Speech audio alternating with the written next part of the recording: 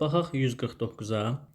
Şəkildə verilənlərə əsasən bizdən A və H nöqtələri arasında ən qısa məsafəni soruşur. Baxın buranı. Və digərlər verib perpendikulyar olanları. Biz deməli ilk öncə baxın, yenə bu düz xətti birləşdirsək. Burada bir düzbucaq yarandı. 2 verilib, deməli burada 2-dir. O zaman burada 8-dir. Və ümumilikdə nə qədər oldu? 14 oldu. Düz. 8 bura, 6 bura. Oldu 14. Sonra yenə keçirəm bu tərəfə. Buradan baxıram, yenə birləşdirsək. Bura 1-dir. O zaman burada 1-dir.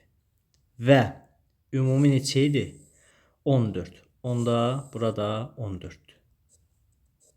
Və ən sonda birləşdiririk buranı.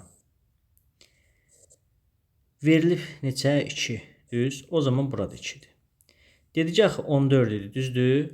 Aha, amma bura qədərdir. Baxın, bura qədərdir. Bizə artıq bu lazımdır.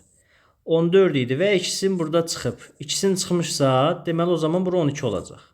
Və baxsaq, toplasaq 5, 12. Məndən AH-ı soruşur. Və yenə ən gözəl məqam nədir? Bir düzbucaqlı üçbucaq əmələ gəldi. Düzdürmü?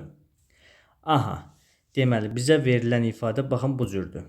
Yəni alınan düzbucaqlı üçbucaq bu formadadır. Birləşdirsək, deməli katetləri 12, 5. Hipotenuzu məndən soruşur. Burada AH-dır.